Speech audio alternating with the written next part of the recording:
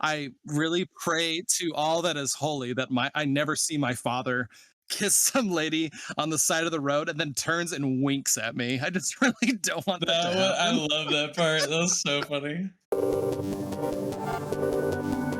Hey, it's your guy Ren. Welcome to Cinema Slime, the podcast for film lovers who can't stop talking about the movies that move us, confuse us, or just make us want to yell at the screen. I'm joined, as always, by my brilliant co-hosts Harrison and Scott. As we're watching movies regardless, we need to talk about it. Let's go. We set up the water slide pool for the kids in the backyard about a week and a half ago or so, and they're out there every day jumping on it. And Cheap babysitting. That's awesome. yeah, dude, oh my gosh, you have no idea. Like I set them on there. I fill up like those bunch of balloons that fill up like 20 of them at the same time. I fill up about Yep. 60 of those, throw about 40 of them on the trampoline, 20 inside the pool, and they're just out there all day, just jamming. Yes, that's awesome. So awesome. Oh my gosh.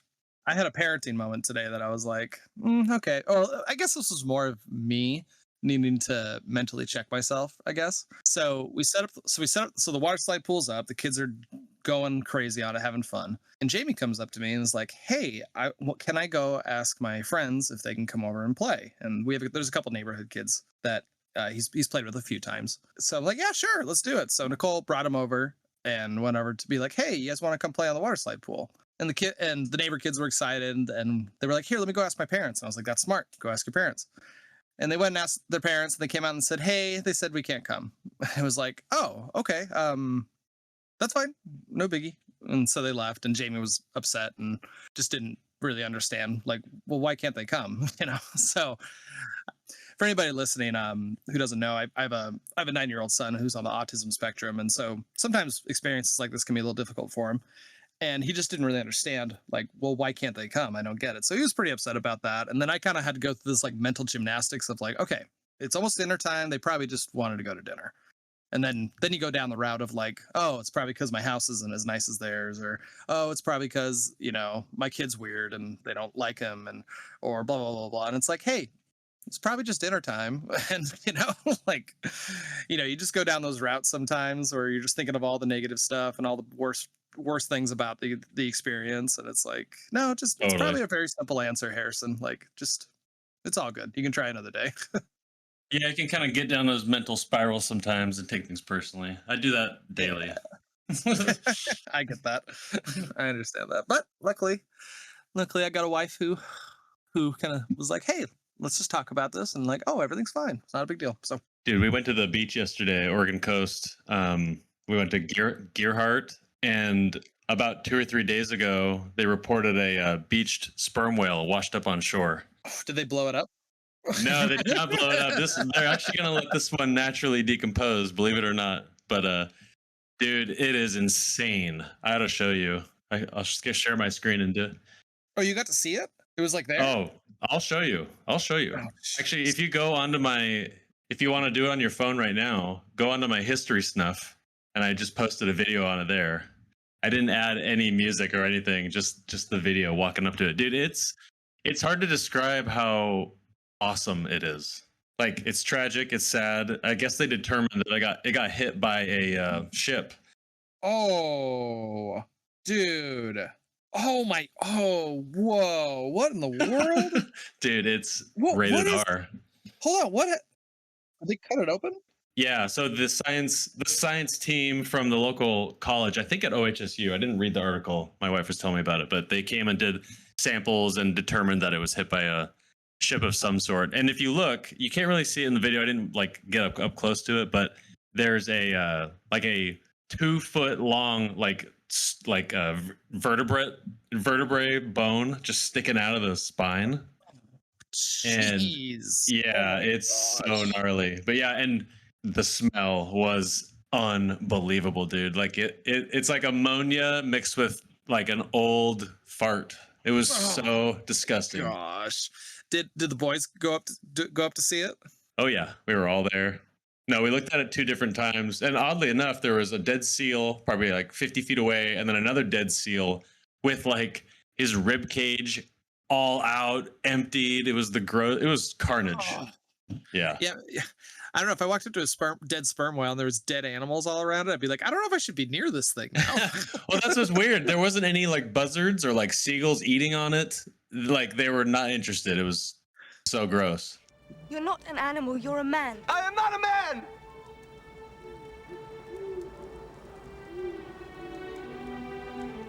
And I am not an animal. So this is what's up. It's Disney's first ever live action remake, one of its animated classics, this time ditching the musical numbers and goes full jungle fever. Jason Scott Lee is Mowgli, raised by wolves and suddenly neck deep in proper colonial mannerisms. Cary Elwes plays the best annoying villain captain William Boone. Lena Headey brings the charm as the love of Mowgli's life. Kitty and Sam Neill narrates our story as he plays Kitty's father, Colonel Bryden, or colonial, however you want to pronounce that.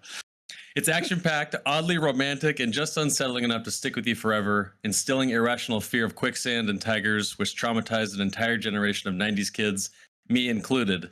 One of Disney's first ever, and some say the only good live-action remake, not available on Disney Plus, from 1994, The Jungle Book. And Harrison, I'm gonna pass things off to you because this is the most. This is one of the most Harrison picks ever. So I want to hand the floor over to you. This actually is more Harrison than Clue somehow, some way. I'll say this. I feel like this time it was a little less accusatory of like this was your choice and we watched it because of you. That's true. This is a movie I kind of forgot how much I loved it. I watched this movie hundreds of times as a kid, and well, it's funny. I watched it a lot as a kid, and I didn't watch it a lot as a teenager up until now. Like I haven't watched this movie in easy 20 years. Yeah. And same. so it was interesting watching it and having this kind of half recollection of it. And there was these certain scenes that would pop up and I'm like, oh my gosh, that's the trauma. That's why I have trauma related to this. Or like, that's why I feel this way when that scene happened. Like it was really interesting. But I think honestly, like after watching it, I was like, you know what? I had a very strong feeling that this was a solid, very good movie. And I think it is. Like I walked away from this movie being like, that was just a great pick. And I'm very happy that I watched it again. I won't be shocked if I watch it again, within a year or so. So yeah, how old were you in 1994? 1994, I was 2 years old. So by the time you watched it, it probably was on VHS, right? Oh yeah. No. I distinctly remember having the VHS of this movie and rewinding it all the time and watching it all the time, which is it's really interesting.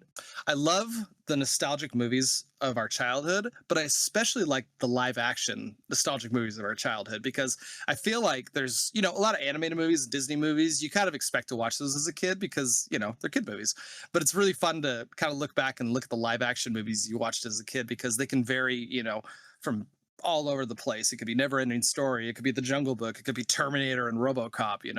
I feel like the live action movies kind of shape your life. Just maybe not fully shape your life, but kind of influence your life just a little bit because it's live action and not animated. Yeah, 100%. Yeah, Scott, what's your history with this film? Is this your first time watching this? This is my second time. When Paige and I got married, she quoted this movie a lot. Clockwise, stuff like that. And she was like, Scott, you have to watch this movie. And I think we picked it up from the library on DVD. And I can tell you I was zero impressed with the idea. And I sat down and I loved it. I was like, this movie's genuinely good. And then I promptly forgot about it. We've been married like a little over 15 years now. So I also have not watched it in a really, really long time, Harrison, but this is only my second time. And I've got some fun just things that I noticed this time through, watching it more with a critical eye. Like I have to say something, I thought the movie was beautiful. I thought Cary Elwes was the most evil villain I've ever seen ever. I was like, man, how in the world did Red Pirate Roberts become so bad? Right. I will say they gave him no redeeming qualities in this one. And I actually like the fact that Kitty never really liked him. Like there was never he's the man I'm supposed to marry, so I guess I'll fall in love with him. She was just like, no, he's kind of a scumbag. and I'm not really a fan of this, but I'm feeling pressured to marry him. But then he got angry at Mowgli, so now I can throw the ring in his face and slap him, and I can leave. I don't know. It felt good to be like, okay, good. This lady has a good head on her shoulders. She recognizes this guy's a scumbag. Yeah, it was definitely like an appointed marriage, and I think from the beginning you can kind of just they don't have chemistry. And maybe as actor and actress, but not much to go there. It's funny when I was watching this. Yeah, same with you guys. It's probably been 20 years plus since I saw it, but I had memories of seeing this in the movie theater. I was 6 years old when it came out, and I distinctly remember going into the movie theater. And there's different points in the film that I have memories of. One of them I'll just get to right now was like when the film opens, the soundtrack, like right off the bat, like even just the other night when I was watching this, I was like, this has already like the pattern of like an excellent movie.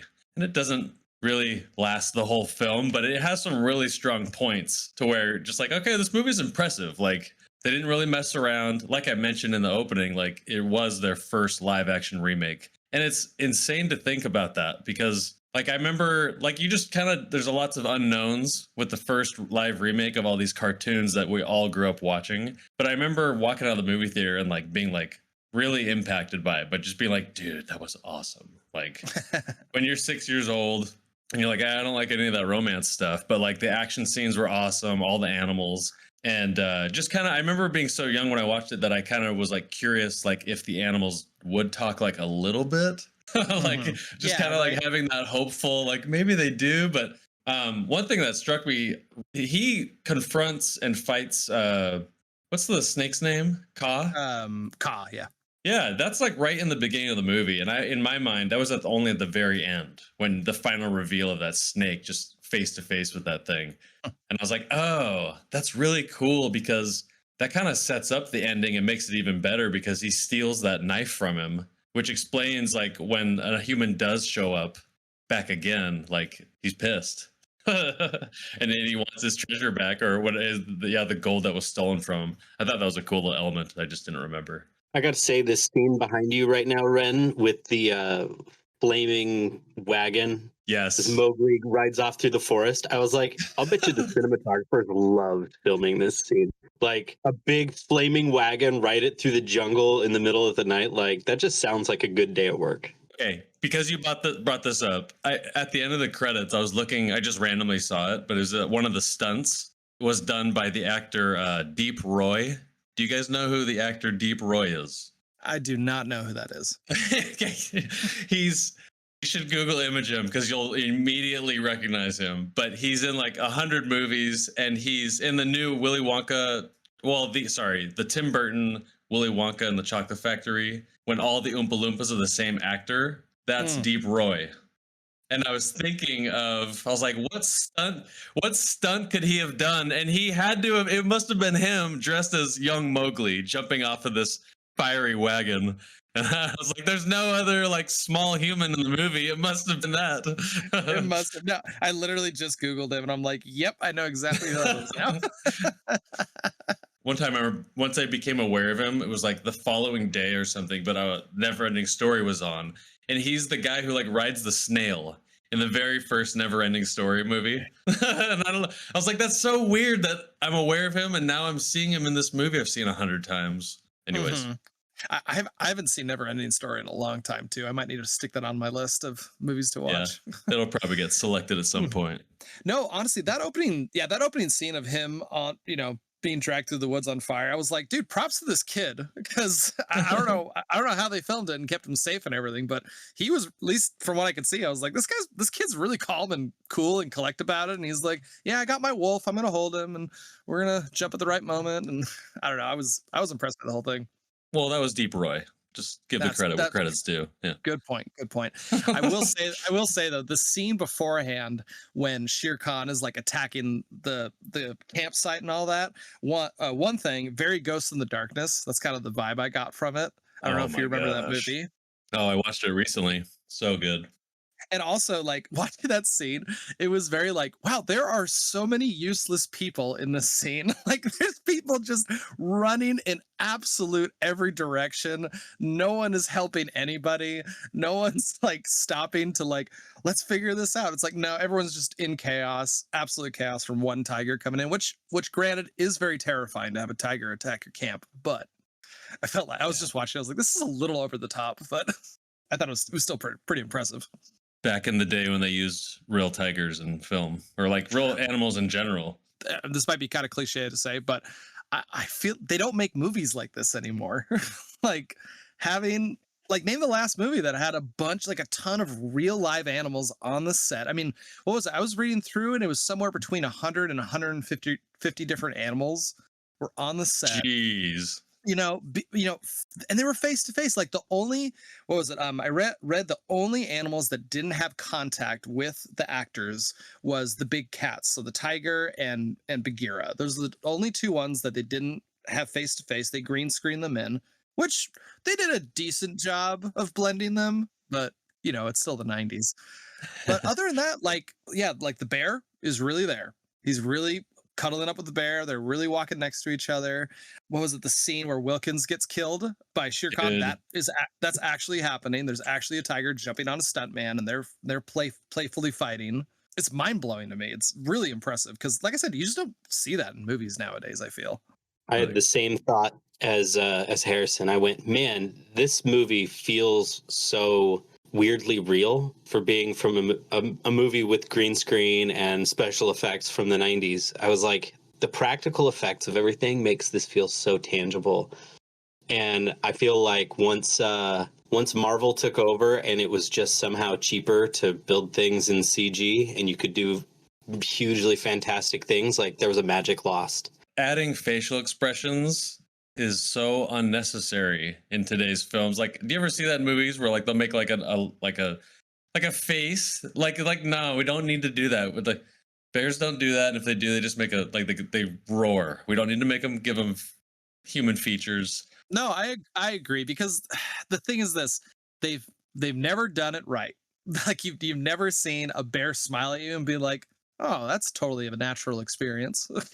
Like they just can't do it right because it's called the uncanny valley. When you're looking at something in a movie and you're like, there's something wrong. I don't know what it is. And when animals make faces like that in movies, they CGI it onto them. That uncanny valley is just huge, and like there's red flags going off in your head, and it just kind of ruins the scene to me. So it was nice watching this and be like, these are just real animals being real animals. Like they're trained and everything, but it's still cool to see. It's like it almost felt like honestly, like the first half of the actually, I guess after the first scene when they actually make the transition to him being an adult, there's a long chunk there where there's no dialogue at all. And it's just animals being animals. It was a really cool experience, watching that scene and being like, whoa, no one's talked in a good 15 minutes. Like, I like this. There are some moments that I really enjoyed about this movie. And one of them was just kind of what you're talking about, kind of layered in over this just kind of scenery. You kind of just stare at the animals. Like I took a note. I was like, Black Panthers are insanely beautiful. Like when you see like the light hitting like their patterns on their back, and I don't know, I just get mesmerized by that stuff. The wolf, the tiger, especially. Like this scene right here. Yeah. So Stephen Sommers directs this film, and he kind of pulls off some really cool tricks when he's making this movie. Like he doesn't need to. And maybe he did at the time. This was the first live action remake, but there was a few parts where he was kind of flexing. And I was like, didn't need to do that, but he did. And that was actually kind of cool. But you can tell they put a lot of thought into more than what I remembered. Like I kind of just like remembered this as just being kind of dull with action. That's kind of what I remembered. But he kind of peppers some things in there. I was pretty impressed. It's not perfect, but yeah. No, I actually made a little list of kind of impressive moments I had in terms of the director, because I feel like there was a couple scenes where I had an expectation of what he was going to do and he didn't do it. And here I'll go through and I'll kind of explain it. So at the very beginning, when Mowgli's talking to his father, he has a moment where he tells him like, oh, I had a dream that a shaman or someone came to me and basically said, hey, you can become a real man once you face off against Shere Khan or whatever. I can't remember exactly what he said. But I feel like like a weaker director would have shown the vision. They would have had a whole scene going over that and then them talking about it. And kind of the same with the time jump moment where Mowgli's walking through the woods. He's got his animal buddies walking by him and he passes a tree and then it's just 20 years later or whatever. And I feel like another director would have faded to black, put up the 20 years later, you know, and then go into a scene of him being an adult. And I kind of like just that quick transition of it. It's like, hey, we don't need to take a pause. We don't need to worry about that. Just show him as an adult. And that's all you have to do. We don't need to waste time or, you know, make it, because when you do things like that, I feel like it makes the movie clunky. You know, we have to go from this scene to this scene to this scene. And this was just a really nice flow. I noticed the same things, and I watched this movie with my 6-year-old and my 3-year-old, and I was curious, would they follow that kind of stuff? And they did. It wasn't even a problem. My context for coming from this is I've worked in the video game industry for a really long time now, and video games are really expensive to make. They're highly risky, and they're high reward if you can get it, but it's mostly just a big risk. And so there's just millions and millions of dollars that go, like hundreds of millions of dollars that go into making a video game. And I've been someone that's tried to, you know, secure deals and stuff like that for larger video games. So I understand when people with money are coming into a creative project, their risk tolerance. I understand what's happening there. So I understand why so many movies and games and stuff are de-risked and they just kind of play it safe. This was a little earlier in that time, or in the history of making films than we are today. Obviously, it was, you know, like 30 years ago. You can just see like there's enough money sloshing around in this movie to make it high quality, but there isn't so much fear of risk in this. Mm-hmm. And so there are scenes that don't work perfect and there are scenes that do work great. I think that's the theme of this podcast for me, is like there's a magic lost in a lot of newer movies, Disney in particular, but like not at all limited to Disney, where it's like we need this movie to succeed, so we're going to go all in, we're going to do all the things and we're going to polish it until it's like kid tested and all that kind of stuff. This isn't like a great kids movie, but my kids watched it and still loved it. So maybe it is a kids movie. Maybe our definition of what makes a kids movie is too sanitized. Like, trust your audience to be as cliche as possible. I was thinking about that as well, Scott.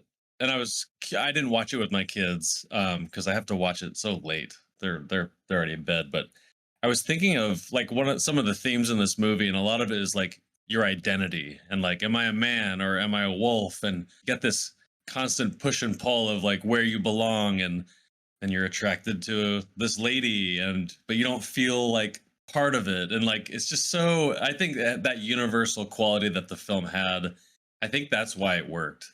Because without that, I think this movie just would have been so lame and they would have replaced something else. And I've never read Rudyard Kipling's version of the Jungle Book. I don't know if that's a central theme. I tried to kind of dive into that, like differences of the film and the book, but they really do base this. It is a live action remake of the Jungle Book animated film, not the book. That's kind of what I came up with in some of the research. But the part where it reminded me of that scene in The Northman where he looks down into the hole. But when he looks down and so what does he do? So that scene where he gets the bracelet stolen by that adorable screaming monkey and then runs off, goes to Monkey City, and then he has to decide to jump down into this dark black tunnel hole, like well. And I thought that was so cool because he's sort of, in a way, I mean, he was going down there to get the bracelet that was stolen that he received from Kitty, this girl that he fell in love with before he got separated from his family and everything. Anyways, just some symbolism in there, and I was like, okay, that was pretty good actually. Kind of peppered that in there for a kid's film. I was like, okay, they kind of intrigued me more to watch the rest of it. Obviously, are you highlighting the like a hero's journey, like ordeal kind of scenario? Like structurally, it's pulling some of the bigger punches. Exactly, and it's not deeply philosophical, but they did have these small moments where I was like, that's cool. I was like, all right, I'm glad they added that little element in there. That's good. So yeah, just a fun little fact that I found out was this film actually wasn't originally being created by Disney. They actually were getting prepped to film this film, and Disney actually came in at some point and was like, "Hey, we think you guys got something. Here's more money." So that was just kind of a cool, interesting thing I found out. But going back to him meeting up with Kitty, though, I'm telling you, that was actually a really dang cute scene between two kids falling in love, or at least having like a really cute moment between them. I thought that was filmed really well. I don't know. I kind of watched it. I was just like, this is nice. This is just a nice little moment of, It's adorable. like kids falling in love and they don't really know what falling in love really means, but they're having this great moment of, he's emulating his father by giving the flower to her. She's giving him the bracelet. She tries to kiss, or he tries to kiss her, and she runs away. I don't know. It was just really adorable. I want to say this. The scene right before that, when they're walking along the trail and Mowgli's dad like goes up and talks to that girl on the side and gives them the flower and kisses her. I really pray to all that is holy that I never see my father kiss some lady on the side of the road and then turns and winks at me. I just really don't want that to happen. I love that part. That was so funny. I totally forgot. So that was his dad.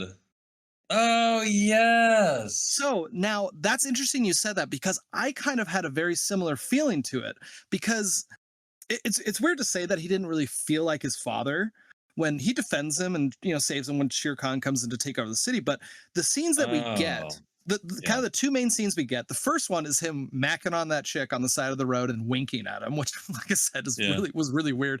And then the next scene is him he has that big jug with all the images of the animals on him, and it's more like a mentor kind of scene with him going through the different animals, talking about them and everything. So I'm not too shocked that you kind of forgot that's actually his dad, because it did come off more as, that's actually his father. Yeah, because he's teaching him. So why did his father not teach him English sooner? I don't know exactly. Is this a plot? Is this a plot hole that we just discovered? Well, Mowgli knew English, didn't he? I thought he knew English at the beginning. Well, he's teaching him the names of all the animals in English. Oh, that's true. Well, it could just be in the process of it. Yeah. Well, I don't know, like in the timeline of like, I'm sure this connects to real history in terms of the British colonies coming over and occupying India. I don't really know anything about that, so I can't comment on it. So I don't know how long they've been there, and maybe they're still in that transitional period where it's like, well, I better teach my kid English because these guys from that part of the world are coming over here, and I guess this is the new standard of living.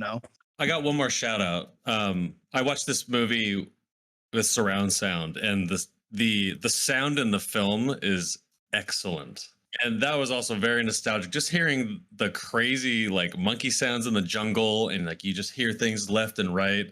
Anyways, that was really nice. I actually really liked kind of all the moments where they dubbed over animal sounds with Mowgli.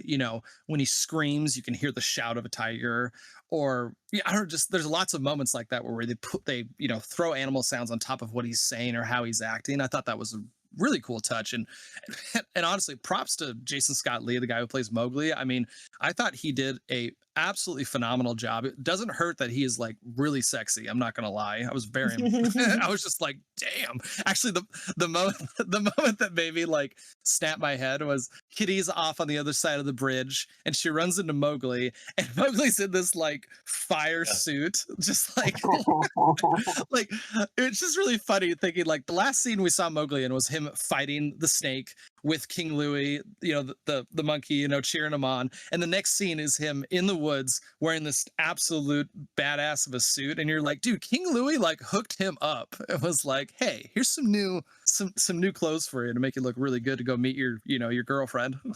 I love that scene because there's so many parallels to George of the Jungle in this movie as far as like different scenes.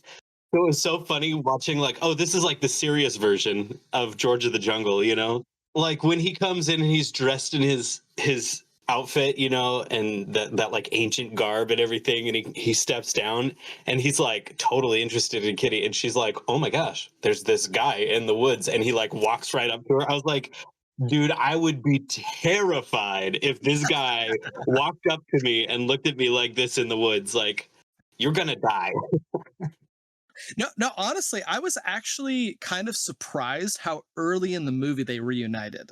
For some reason, I remember it being way later, like because it's not like even halfway through the movie before they actually reunite and have this moment together. I don't know. It was just kind of like, oh, okay, like this is great. They're already established in it. This is going to be a big part of the whole story, is them reuniting, recognizing who they are, him, becoming quote unquote civilized and learning to speak English and, living with them for that time period. Yeah, it was an interesting choice and I liked it. So, interesting cinematography thing I noticed: the gratuitous use of slow motion whenever there were some action scene. And I was like, why do they keep doing that? Paige mentioned, though, she's like, I love this because it makes it not an action movie.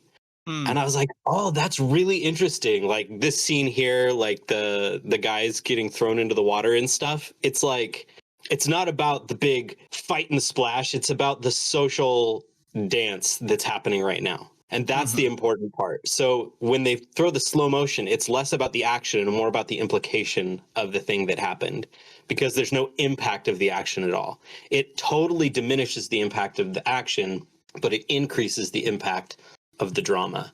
And the fact that this movie is about 50% action and 50% drama is really interesting to me. It's like, it's not quite either an action flick or a drama. It's both, but they tone down quite a bit of the action with slow motion and camera shots and stuff. Oh yeah, I think they did strike a pretty nice balance between the action and the drama. Just speaking of slow mo scenes, I think the one that really hit me, honestly, I was like, oh, I did not expect to be feeling like this, was when Baloo gets shot and Mowgli's running through the jungle and it's slow mo of him and he's just has this most just incredibly anguished look on his face as he's running back to civilization to get the doctor to come help his friend. Like that part, actually, I was like, dang, like, dude, that was. I remember that was one of the scenes. There's like three or four different parts that I distinctly remember watching in the movie theater. Like when you're 6, pre Dumb and Dumber, like there's so many like iconic films that you watched throughout your life that hadn't been out yet. But I remember watching that and just, yeah, it's powerful. It's really good. And like, it gets all like blue, like it gets like dark and it's just like sad as hell. And it's just really good. He flexes. No, yeah, the colorization of that scene is really like, I don't know, it really adds a strong dynamic. Like that's a scene that I'm like, I almost want to watch that 10 times and be like, okay, why is this so good? And just spend a long time staring at it and be like, this is why, that's why. The color of this makes you feel like this. The speed at which it's moving makes you feel like this, it's really good. I was very impressed by it. Harrison, what are you doing? I'm watching a bear die over and over and over. I'm studying it. I'm studying why it makes me sad. Exactly. I want to know why. Well, speaking of scenes that kind of stuck with you. So, like I said in the beginning, I haven't watched this in a long time, and there was 2 scenes that really like kind of hit me as like, oh my gosh, I remember this scene freaking me out, or I remember how I felt when I first saw this. And the first one was when Mowgli goes to the Monkey City for the first time, and you see the snake slither through the treasure, and it lifts up. Yes. I remember, dude, that part's awesome. That sent an ice cube down my back. I mean, I was like, dude. oh my gosh, I remember this. Dodger like, put a pillow over his face. Yes. Oh, for that one, I believe it. Oh my gosh. And then the second awesome. one was Harley's death when he dies in the quicksand. That, like, the moment that he falls in and you can see it going into his mouth, I remember that scared me so bad as a kid. I thought they were going to pull the punches and like pull them out with the stick. They didn't pull the punches. They were like, no, all the bad guys are dying now.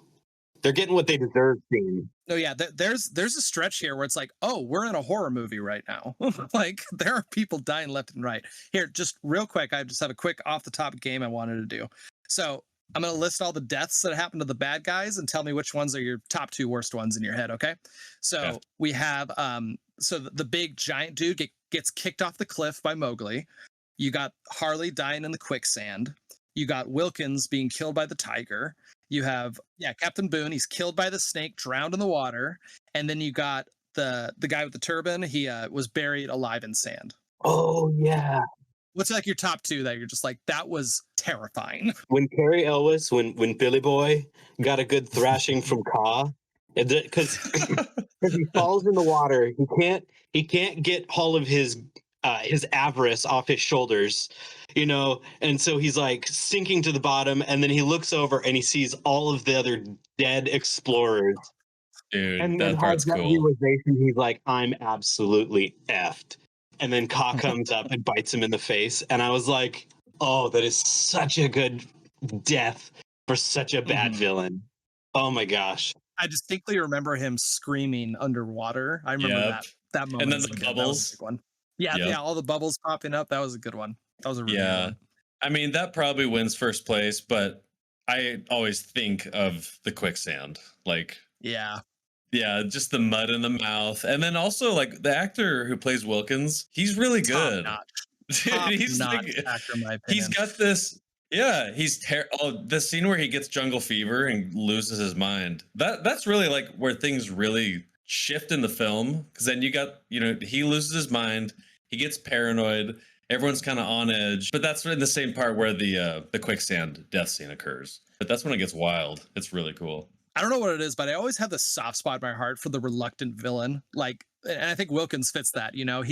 He's doing bad things. He's following Boone around, doing being one of his cronies. But I I don't know. As I watch the film, like I feel like he doesn't want to do this, but he's in a situation where it's like, well, like if I can do this, like I almost half expected him to have almost a redeeming moment, helping Mowgli out in some way. Maybe he purposely let that guy die in quicksand to help him out or something. I was just because I couldn't remember this movie fully. I was kind of expecting that, and it didn't happen. He just ended up dying. And honestly, when he got killed by Shere Khan, I was like, I'm not gonna lie, I kind of feel bad for this dude. Like I was I kind think of I was kind of rooting for him a little bit. It's just a good reminder that being a spineless coward doesn't pay. No, it does Yep. not, unfortunately. Shout out to that stuntman. He got a concussion for sure. Oh, Like a easily. bad one. Yeah, it's a brutal head crack on the ground. That I remember as a kid, I was like, "Whoa, how did that happen?" That guy got really hurt. Yeah, yeah. All those death scenes were pretty. Yeah, I mean, okay, so this movie is rated PG. I mean, do you think those death scenes were a little too much for kids? Or are you like, honestly, like our kids are, they're a little too sheltered anyways. Like it's all good. I'm glad that it was PG because I wouldn't have been able to see it as young, and I think it really impacted me. Just like it's a cool movie when you're a really young kid. This movie's pretty freaking awesome. Oh yeah. No, I agree. Honestly, no, I'd show both my kids this movie. I don't feel like, oh, it's a little too violent or they were kind of loose with that PG rating. It's like, no, I'd throw this on for any kid. And yeah, there's probably, he's probably going to get traumatized like I did. I never want to go near sand again so it doesn't swallow me up. Yeah, But not a lot of quicksand around here. We'll be fine. so little fun fact. So for that quicksand scene, they actually dug a pit, filled it with oatmeal, and that was what the guy was supposed to jump into. And I guess the actor was like, I'm not doing that. Like I'm not jumping into a giant thing of oatmeal. And so they dug another one, and I guess there's some like more traditional way to do quicksand in movies, and they went with that one. And he was like, this is better, but he's like, I don't want to jump into a bunch of oatmeal. I was like, that's pretty funny. I love his last words as he goes gargling down, but it's like, "Damn you, Wilcam!" Yeah, yes.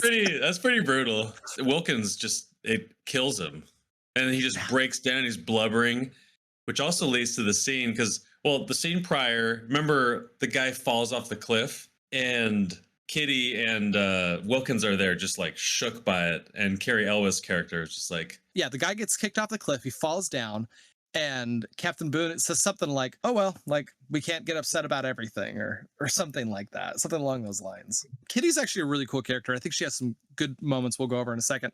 But I like that moment because Wilkins gets killed, and I feel like Boone is, out of everyone, Wilkins is the one he has the most connection with, and I feel like kind of that jungle fever that Wilkins had when they were that he was going through.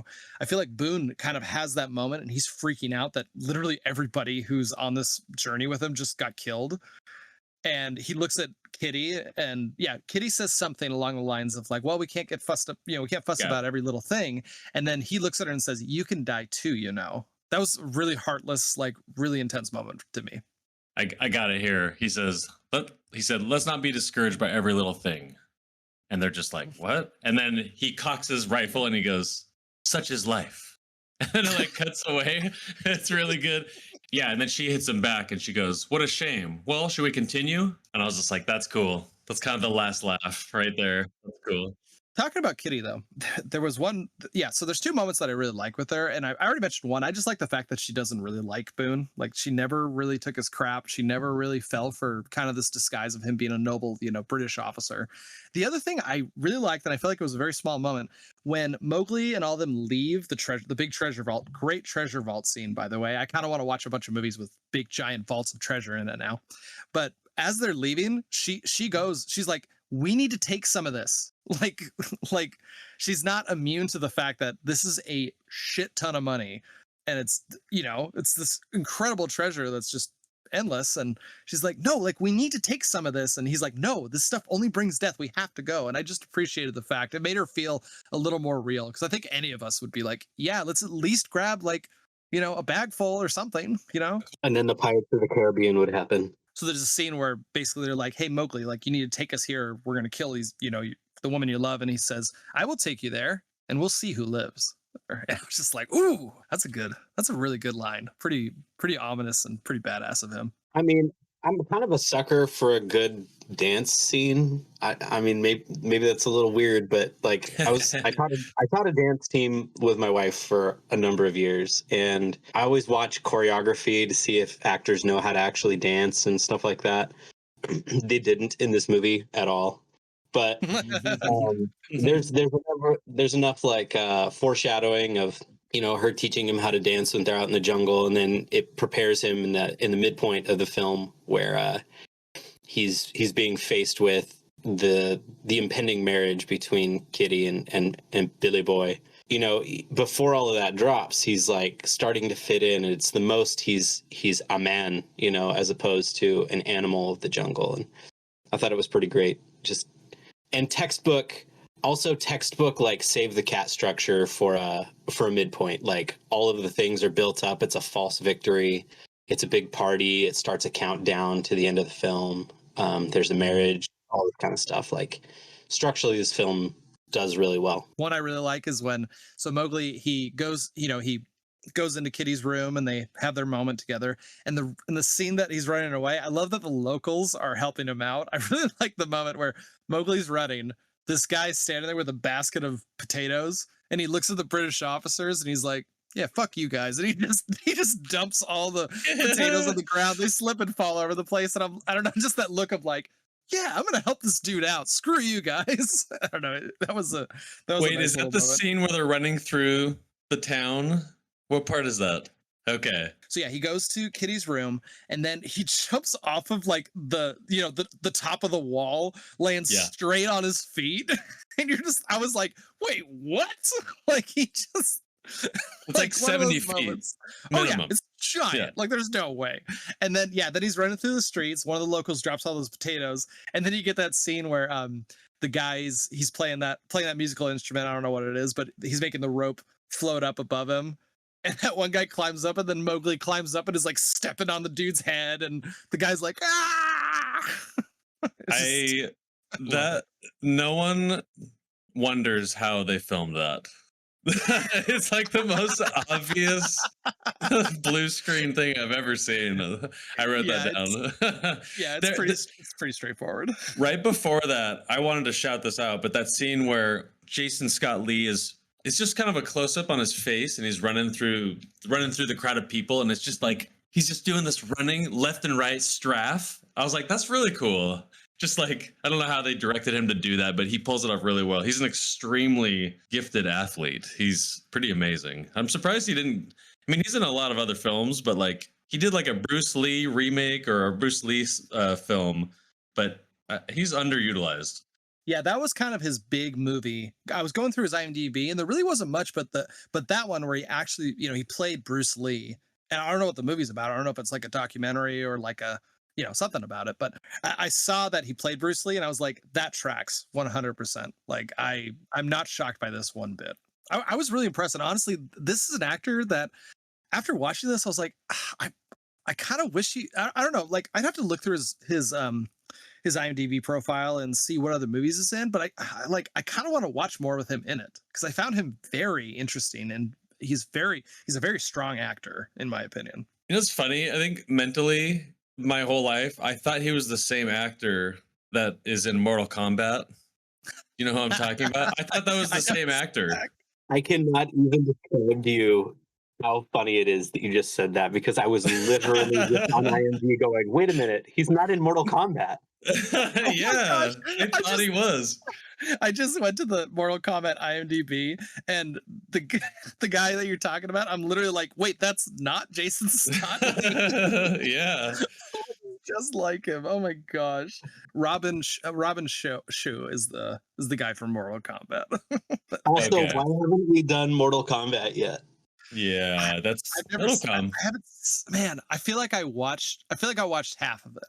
I feel like I've watched about half of it, but I'd be down to It's watch that one terrible. for sure. It's so good. Yes. Have you seen that, Harrison?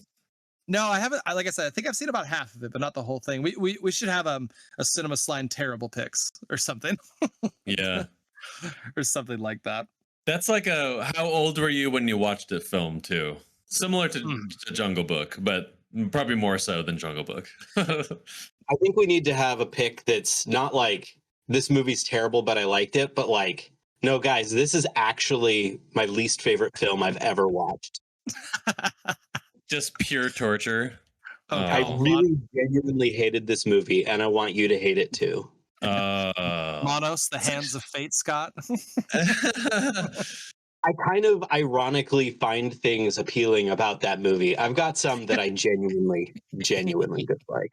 There are some films that have like some people will be like, oh, I actually like that film. I'm like, no, you don't. That's impossible. You're attached to one little idea. I'll give an example. I was on Reddit looking up how much I hate this film, and there's lots of people that like it, but Popeye with Robin Williams, one of my favorite people, actors, comedians ever. That is the worst movie ever. I don't care what anyone says. It's nothing redeeming. It's not good. It's bad. And people argue about it and give it like 5-star ratings often. I'm like, there's no way. Like, I'm dying on this hill. I cannot comprehend how you came to this conclusion. Yeah, you're lying to yourself. Stop it. And anyways, we could go on we could do a whole episode on that crappy movie. I was gonna shout out a few other scenes too, but I love the scene where Mowgli walks into that room with all of the animal trophy heads on the wall, and he just hears them, and he spins around. At first I was like, is he going crazy? But he's just feeling everything and feeling the emotion and all of his friends potentially being killed and murdered. And then leading into that scene where Cary Elwes is just kind of like trying to get on his good side, showing him all those weapons. I thought that was like a really good insight into like how evil that character is. Maybe someday you hunt me. Yes. Yo, yes. Yep. No, yeah, I'll say this. So I think this is another scene where I kind of look at the director and I go, you did this right.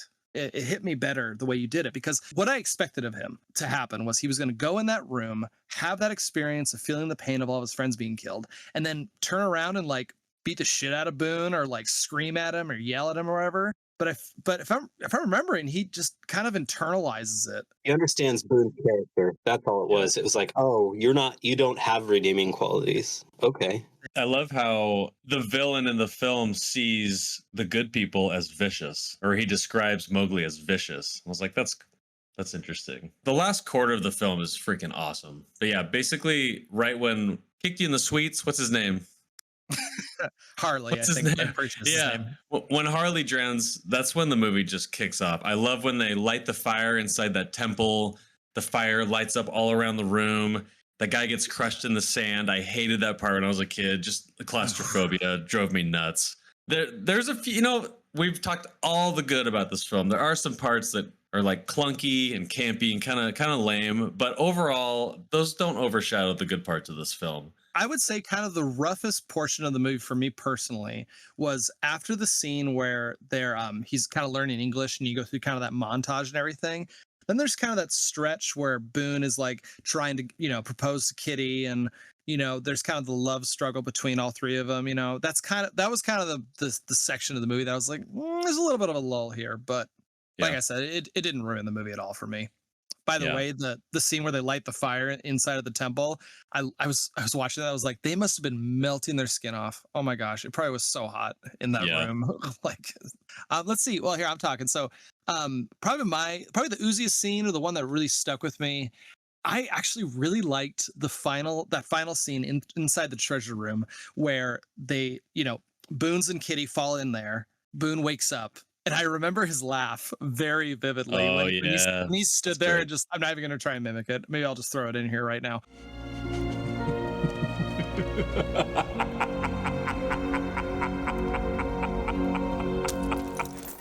But his laugh right there just really hit me. And just the fight scene between them honestly wasn't, I don't know. I felt like, it was nothing flashy. There's nothing crazy going on. But just the experience of them struggling, the fighting there, throwing the treasure, Mowgli's using every bit of, anything that's around him to defend himself. And then when Boone gets eaten by the snake and then them leaving, I don't know. That whole scene really kind of stuck in my head. Yeah, that sock puppet snake when it just bites him right in the face. So intense. Another fun fact: that's the only animal that's not alive, of course, because you could pretty easily tell. But the main reason is because training snakes is apparently extremely difficult. So, Yeah, they're evil. yeah. What about you, Scott? What scenes really glued to your brain? I think the scene that I'm going to mention is a byproduct of the structure of the film. So this film is really about Mowgli's growth as a human. His struggle, like Ren said, his struggle between where do I belong? Am I an animal? Am I a human? Am I man? And that juxtaposition between what's the civilized and what's the law of the jungle. And I think what was interesting about how that was portrayed in this movie is that neither of them is perfect, right? Both of them have good and both of them have bad in them. And Mowgli just happens to be straddling both worlds. And so his struggle is about him holding on to the purity of the law of the jungle within the complex political nature of the world of man, right? So at the end, when Cary Elwes drops down the shaft with Kitty and they both hit the ground and she's still passed out and he wakes up, he doesn't even check her. He's just absolutely engrossed by all of the treasure around him. That's the one that stuck with me the most, was like, this guy is absolute pure avarice evil. Like, he has no redeeming qualities, and everything that he is not, Mowgli is, right? And the number of times that like this was set up throughout the whole movie, and like Mowgli's winning points by like leaving an arrow pointing like for Kitty, like, oh, your dad's fine, Mowgli keeps winning points and Cary Elwes keeps losing them, At the very end, it was like so clear. It was this slow burn transition to show like he absolutely has no redeeming qualities. And so when he dies, you're just happy with it. You're just happy that he dies getting what he absolutely deserved, with a bag of treasure on his back underwater, eaten by a jungle snake. That's the one that stuck with me. I am not a man. You know what? Okay, here's another thing. Another reason that I really like this movie is I feel like there was a lot of opportunity for Mowgli to say some really cringy things. Like, I don't know, like even that line that you just said right there. I feel like you give any other actor that line, and I feel like I would have just been like, that didn't really hit. Or here's a perfect one for me. During the fight between Boone and Mowgli, he's kind of got, Mowgli's got him kind of on the ropes, and he says something along the lines of like, what I have that you don't have? I have the speed of a tiger, the heart of a lion, the bite of a snake, or something along those lines. And I was watching that and I was like, that should have been a really cringy moment. Like, just those movie lines that you just go like, He nails it. All right. He just nailed it. But instead, you watched it and went, truer things were not said. Yeah, It's true. It's true. yeah. What so guys, let's just wrap this up. Just give you your final rating. Mine's a solid 4 out of 5. And I think the main reason for that is there just is that little lull afterwards. During that scene I was talking about. And that kind of just, you kind of watch it and eyes kind of glazed over just for a few moments there. But other than that, and then some rough CGI, but it was the 90s. Who cares about that, honestly? But no, it's a 4 out of 5, and I won't be shocked if I watch this again within a year. Yeah, I was not expecting as much as what I got out of this viewing. It had been a long time. It brought up a lot of memories. One of the one other core memory I have of watching this in the movie theater was when the credits rolled. I remember just like sitting there and being like, dude, that was sick. And like when the credits started rolling this time, I did the same thing. I was just like, dude, that was cool. Just Yeah. the like primal scream into Shere Khan's that face-to-face scene in the end. I was like, that's like the coolest way to end it. There was no epic battle between him and a tiger. How would they have filmed that anyways?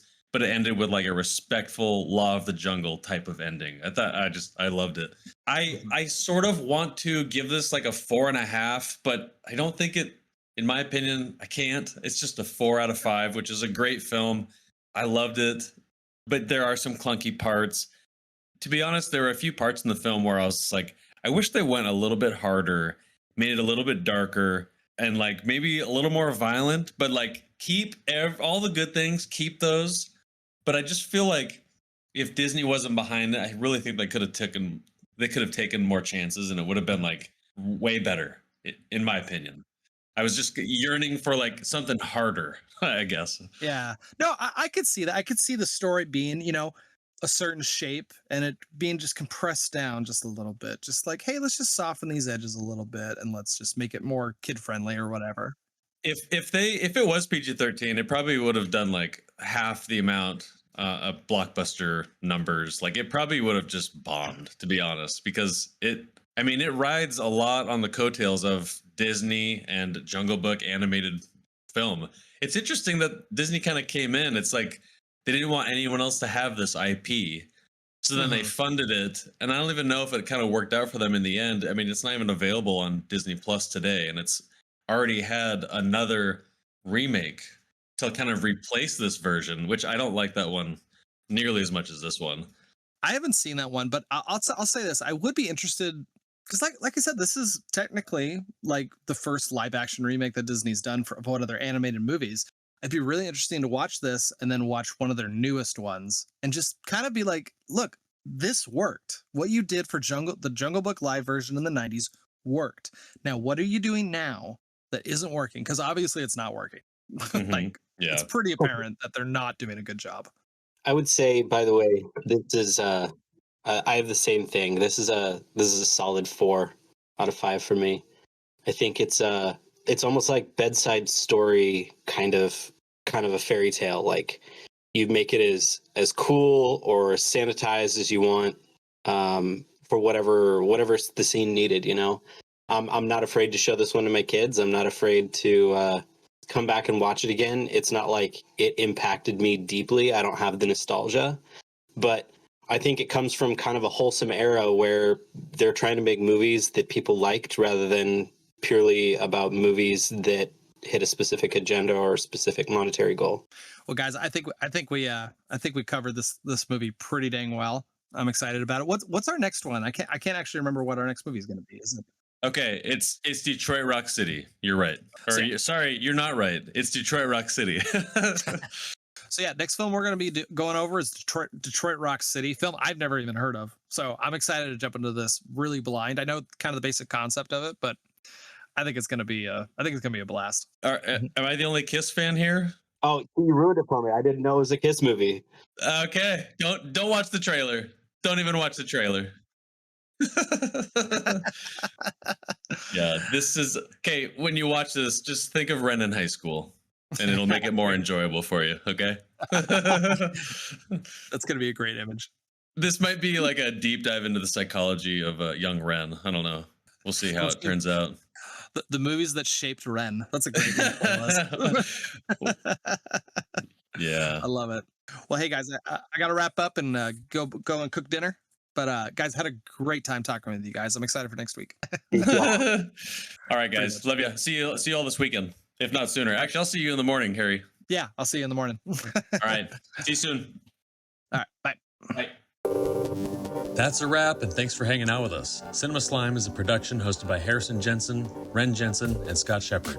This episode was mixed, edited, and produced by Harrison with design and art by Ren. There's more slime coming your way, so don't forget to subscribe, share, and drop a comment. You can find us on all your favorite social media platforms with links in the episode notes, and on Patreon, we will have exclusive content and merch.